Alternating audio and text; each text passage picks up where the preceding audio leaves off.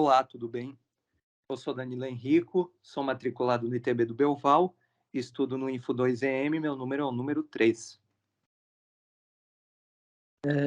Jonathan Andrade da Cruz, número 13.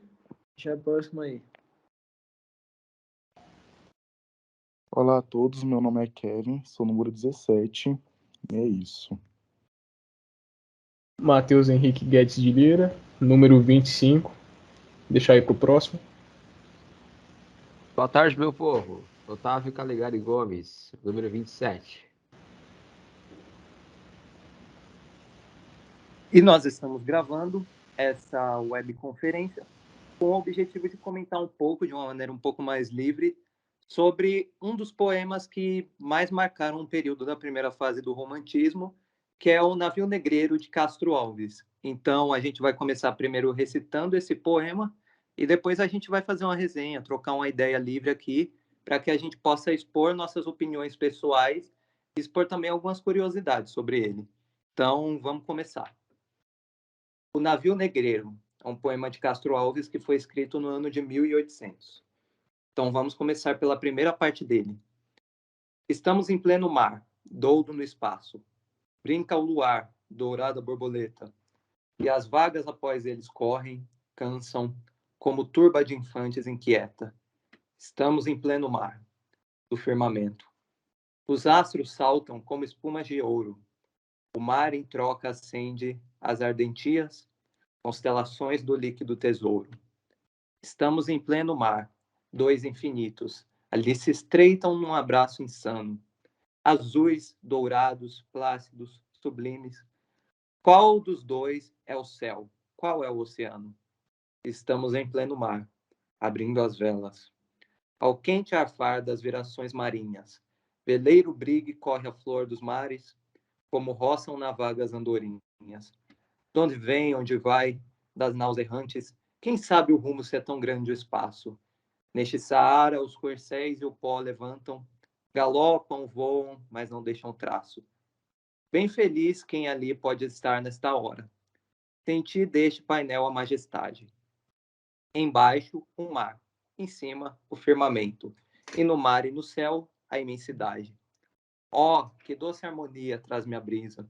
Que música suave ao longe soa. Meu Deus, como é sublime um canto ardente, pelas vagas sem fim, boiando à toa. Homens do mar, ó rudes marinheiros, tostados pelo sol dos quatro mundos, crianças que a procela acalentara, no berço desses pélagos profundos. Esperai, esperai, deixai também que eu beba. Essa selvagem e livre poesia, orquestra, é o mar que ruge pela proa e o vento que nas cordas assovia. Por que foges assim, barco ligeiro? Por que foges o pávido poeta? Oh, quem me dera acompanhar-te à esteira, que semelha no mar, doudo cometa. Albatroz, albatroz, águia do oceano, tu que dorme das nuvens entre as gazas, sacode as penas, leviatando o espaço. Albatroz, albatroz, dá-me estas asas. Quem importa do nauta ao berço? Donde é, filho? Qual o seu lar? Ama a cadência do verso que lhe ensina o velho mar. Cantai, que a morte é divina. Resvala ou briga a bolina, como golfinho veloz. Presa ao maço de mazena, saudosa bandeira acena, as vagas que deixa após. Do espanhol as cantinelas, requebradas de langor, lembram as moças morenas, as andaluzas em flor. Da Itália, o filho indolente, canta a Veneza dormente, terra de amor e traição, ou do golfo no regaço. Relembre os versos de Tasso, junto às lavas do vulcão. O inglês, marinheiro frio, que ao nascer no mar se achou, porque a Inglaterra é um navio que Deus na mancha ancorou. Rígio entoa pátrias glórias, lembrando orgulhoso histórias de Nelson e de Aboukir, o francês predestinado. Canta aos louros o passado e os loureiros o porvir. Os marinheiros helenos, que a vaga Jônia criou, belos piratas morenos, do mar que Ulisses cortou, homens que Fidias talhara, vão cantando em noite clara, versos que ao menos gemeu, Nautas de todas as plagas, vós sabeis achar nas vagas as melodias do céu. Desce do espaço imenso, ó águia do oceano. Desce mais, ainda mais, não pode olhar humano, como teu mergulhar no brigue voador. Mas que vejo eu aí, que quadro de amarguras, é um canto do funeral, que tétricas figuras, que cena infame vil. Meu Deus, que horror!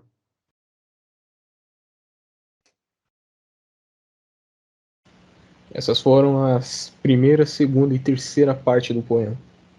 Eu vou continuar a leitura, lendo as 3 últimas partes. Começando.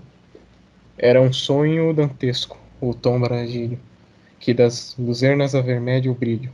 Em sangue a se banhar, tinir de ferros, estalar de açoite, legiões de homens negros como a noite, horrendos a dançar. Negras mulheres, suspendendo as tetas, magras crianças, cujas bocas pretas rega o sangue das mães. Outras moças, mas nuas e espantadas, no turbilhões de espectros arrastadas, em ânsia e mágoa vãs. E ri-se a orquestra irônica e estridente, e da ronda fantástica a serpente faz doudas e espirais, se o velho arqueja, se no chão resvala. Ouvem-se gritos, o chicote estala, e voam mais e mais. Presa nos elos de uma só cadeia, a multidão faminta cambaleia, e chora, dança ali. Um de raiva delira, outro enlouquece, outro que martírios embrutece, cantando, geme e ri. No entanto, o capitão manda a manobra, e após citando o céu que se desdobra, tão puro sobre o mar. Diz do fumo entre os densos nevoeiros, vibrai rijo chicote, marinheiros. Fazei-os mais dançar.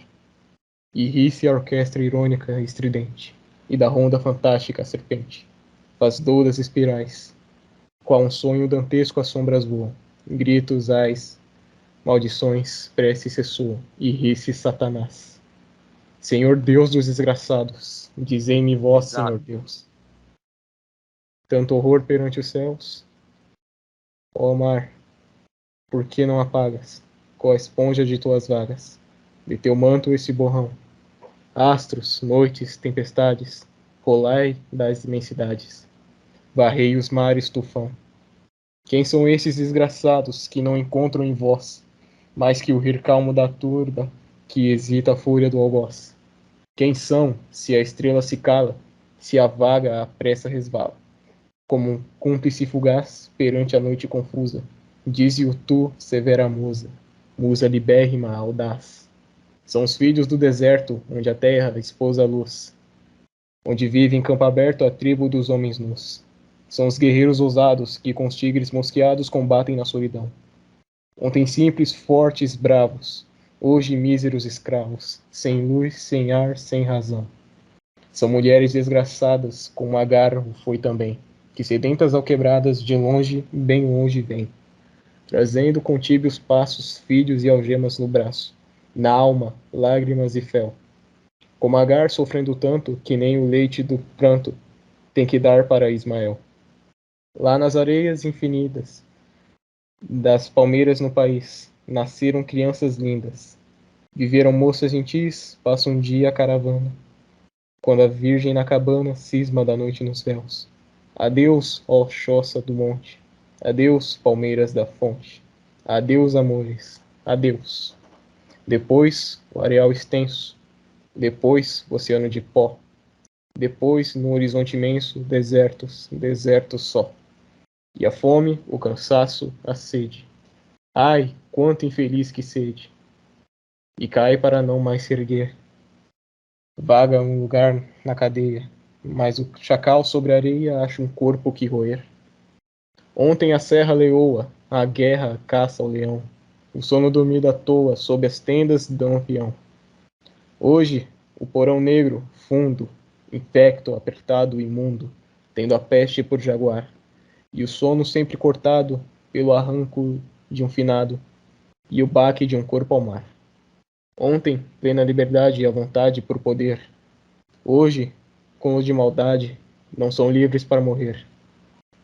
Prende-os à mesma corrente, férrea, lúgubre serpente. Nas soscas da escravidão e assim zombando na morte. Dança lúgubre corte, ao som do açoute e risão. Senhor Deus dos desgraçados, dizei-me vós, Senhor Deus, se eu deliro ou se é verdade, tão terror perante os céus. Ó mar, por que não apagas com a esponja de tuas vagas, do teu manto este borrão? Astros, noites, tempestades, solai das imensidades. Varrei os mares, tufão. Existe um povo que a bandeira empresta, para cobrir tanta infâmia e cobardia, e deixa transformar nessa festa em manto impuro de bacante fria. Meu Deus, mas que bandeira é esta? Que impudente na gávea trupúdia. Silêncio, musa, chora, e chora tanto, que o papilhão se lave no teu pranto. Auriverde pendão de minha terra, que a brisa do Brasil beija e balança. Estandarte que a luz do sol encerra, e as promessas divinas da esperança. Tu que, da liberdade após a guerra, foste rasteado dos heróis na lança, antes que te houvessem rosto na batalha, que servires a um ponto de mortalha. Fatalidade atroz que a mente esmaga, extingue nessa hora o brigue imundo, o trídio que Colombo abriu nas vagas. Como íris no pélago profundo, mas é infâmia demais. Da etérea plaga, levantai-vos, heróis do novo mundo.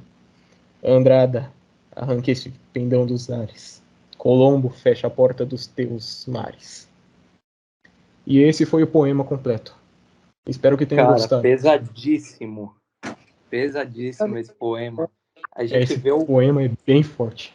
a gente vê um conflito de ideias da época baseado num. Eu diria que o poema ele começa seguindo uma linha que parece ser maravilhosa e ele termina dessa maneira.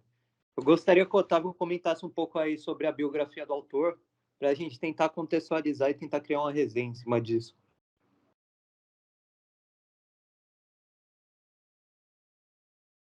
Bom, Castro Alves, né, o autor que fez este grande poema.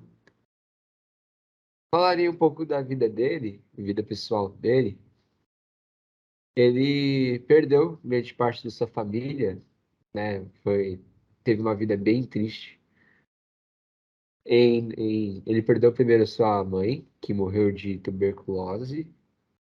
Depois foi seu pai, que morreu de uma outra doença. E depois o seu irmão, né? Que ele tinha dois irmãos e três irmãs. O seu irmão, um dos dois, se suicidou. Caraca, bicho. E isso foi um pontapé para ele começar a escrever, né? Para ele começar a escrever sobre né, o romantismo, né? E ele também teve muitas ilusões amorosas na vida, muitos casos que não deram errado. Sem falar que ele, além de sofrer com essa dor, ele teve várias doenças, né, vários problemas, onde uma delas, né, onde duas delas mais marcantes, foi uma que houve houve a pontuação, né, do pé direito, ele perdeu o pé direito. E Caraca, que bizarro. E também Cara, ele morreu de tuberculose, assim como a mãe dele, aos 24 anos. pesado. Ele viveu pouco, então. Você acredita que tudo isso que ele viveu fez com que ele se tornasse talvez o autor mais melancólico da primeira geração do romantismo aqui no Brasil? Onde ele vai e, na minha visão, com a grande genialidade, ele consegue contrariar todo o formato que era implementado no romantismo naquela época, que era o do nacionalismo, do patriotismo, do ufanismo, que é algo que a gente vai explicar depois, e de enxergar a beleza da natureza. Ele conseguiu implementar isso dentro de um contexto bem melancólico. Ele conseguiu pegar todo o sofrimento que teve na vida dele e conseguiu transformar tudo em poesia para tentar amenizar tudo, mesmo continuando sofrendo com o tempo. Pode falar, Otávio. Com a relação deste poema com a biografia do autor, ele ele estudava muito, né, direito. Ele se formou em direito em Recife. Eu não vou lembrar muito bem o ano, mas ele estava muito, tipo, perto das críticas, né? Tava muito próximo das críticas da pátria. Ele escrevia várias críticas, né, vários poemas. Tanto que ele era chamado de poeta social por escrever críticas, né, poemas criticando a pátria brasileira, né, a nossa pátria, o governo daquela época. Show. Mas E eu eu posso acho muito dizer, interessante essa parte. Pode falar, Jonathan. eu não sei se vocês também sentiram, mas ele carrega tanta emoção que até quando o Matheus estava lendo, você percebia que tem um pouco de emoção nas cinco palavras do poema, mano. Um bagulho, Você consegue sentir toda a emoção do poema enquanto você continua lendo. isso, mano, é um É poema. um sentimento de melancolia que vem para dentro, cara, que é como se você se colocasse no cenário que as pessoas enfrentavam ao entrar no navio negreiro. É uma coisa E muito Parece bizarra. que ele participou das expedições, né, mas sabendo que ele não esteve lá. É muito legal, eu achei muito da hora esse ponto do autor. Conseguir colocar no lugar de um povo, né, em qual ele não esteve, né, num lugar que ele não esteve presente. Acaba sendo um poema bem empático. Sim, mano. Eu Pode acho falar, que é Kelly. um poema muito diferente, assim, porque ele começa de uma forma tão lúcida, tipo, ele mostra, tipo, só as maldades do que o mar traz pra você. Não retrata nada de princípio, uma coisa que vai acontecer de ruim. E a partir da terceira parte do poema, né, você sente, como aqui tá escrito, né, era um sonho dantesco, o tombardilho que das luzes avermelha o brilho, em sangue se banhar. Você nunca imaginaria que ele daria a esse ponto, né, mano? É uma coisa muito Vai de 0 a 100 muito rápido. melancólica. Sim, Mas então, se você pega, por exemplo, o contexto histórico de tudo isso aqui que ele retrata nesses poemas, a gente vê que ele era uma pessoa que ele retratava os versos dele de uma maneira bem empática, porque naquele período em que existia a escravidão, em que os negros eram transportados para as Américas como escravos através dos navios negreiros, muitos deles não aceitavam que eles poderiam chegar nas Américas e se tornar escravos. Então, eles acabavam matando uns aos outros dentro do navio ou até mesmo se jogando no mar. Por isso que ele fala sobre a referência de que todo aquele firmamento e todo aquele mar, quando os dois eles se uniam, onde não dava para você saber o que era céu e o que era oceano, você só podia ver uma grande vermelhidão, que era a vermelhidão do sangue que jorrava das mães das crianças que choravam dentro do navio. E isso é uma coisa muito bizarra e uma coisa que faz a gente refletir, a gente ler um pouco sobre esse contexto histórico do passado. Até porque naquela época da primeira fase do romantismo, que é onde esse texto se enquadra, inclusive Castro Alves é conhecido como um dos poetas, um dos eulíricos desse período do romantismo mais melancólicos que teve, ou talvez que mais criticaram a pátria nesse período, a gente vê que nesse período a gente tinha algumas características muito interessantes. Uma delas é o patriotismo, só que é o patriotismo que ficou conhecido como nacionalismo ufanista. Por que esse nome nacionalismo ufanista? Porque nessa mesma época o patriotismo que o Brasil vinha vivendo, o Brasil ainda era colônia nessa época. Afonso Celso retratou esse tipo de patriotismo com a simples frase dele, que ele cita em uma das suas obras, que ele fala que ele é ufano pelo seu país. E a palavra ufana, ela se deriva de se vangloriar, de se orgulhar. Ufanar-se de algo é você se orgulhar de algo. Ou seja, o Afonso Celso, que é um outro autor, ele começou a levantar esse movimento de você ter orgulho de ser brasileiro, onde num Brasil naquele contexto que tinha muitas culturas, era um país que tinha muitos tipos de pessoas, de várias nacionalidades que viviam nesse território, não existia a identidade de ser brasileiro. E essa identidade de ser brasileiro começou a nascer a partir do fanismo. Porém, ao mesmo tempo que aquelas pessoas elas careciam de uma identidade, porque eu vou até citar Freud aqui. Num contexto psicanalítico, o maior sonho das pessoas, ele costuma se derivar da maior necessidade, da maior carência, da maior preocupação que essas pessoas têm. E essas pessoas, elas tinham a preocupação de que o nosso país, o país em que elas viviam, pelo fato de ser colônia e ter multiculturas, seria um país que jamais teria identidade. Por isso que elas começaram a aderir a essa filosofia do fanismo.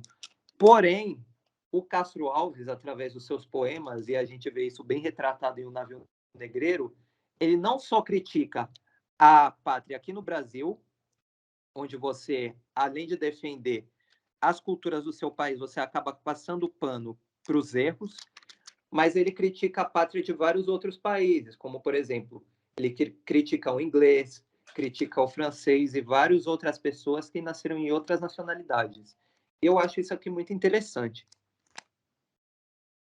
Aí, parceiro, eu não sei se vocês notou também, mas só para não ficar muito longo o contexto aqui, tem uma parte que ele cita aos índios, tipo, na parte que ele fala dos selvagens, não é? Acho que é isso, não é não, Danilo? Eu acredito que nessa parte ele estava citando os negros que viviam na África, que foram trazidos dentro do navio negreiro. Que o que acontece? A África, se você for estudar a fundo, a África é riquíssima em cultura, entende?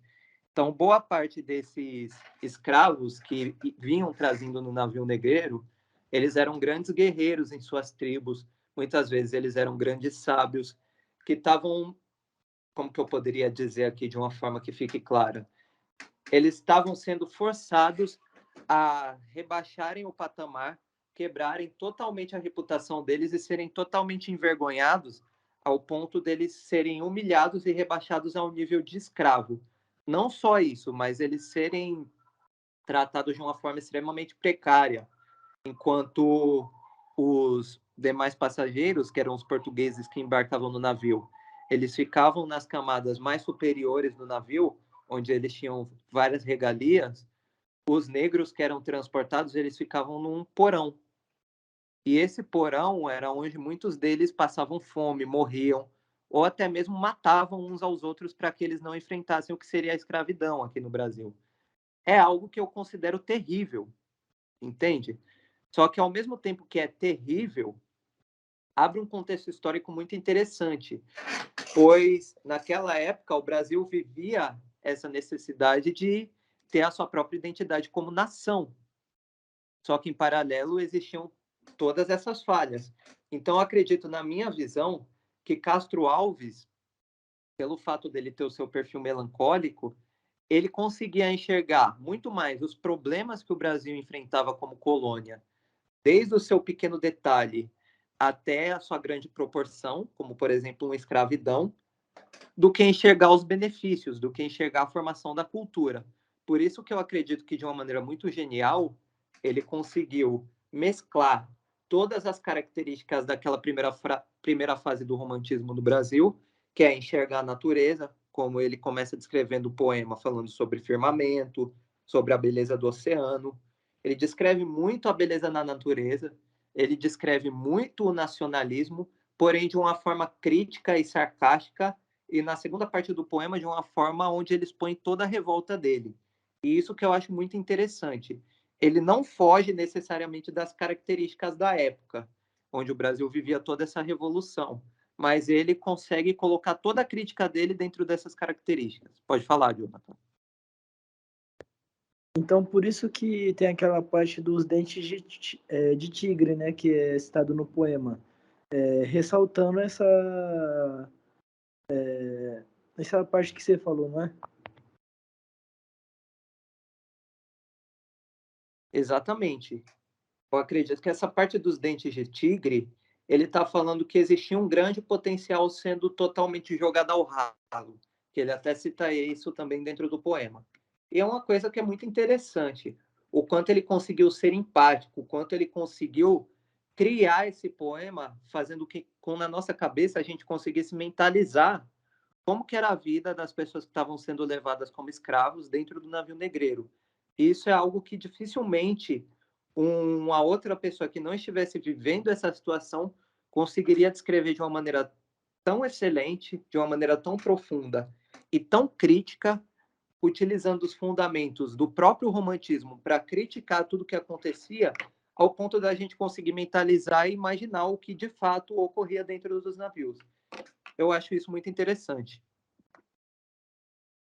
Então acho que aí já fechou, né, pai? Porque acho que, deixa eu ver aqui, bateu já 32 minutos de conhecimento puro.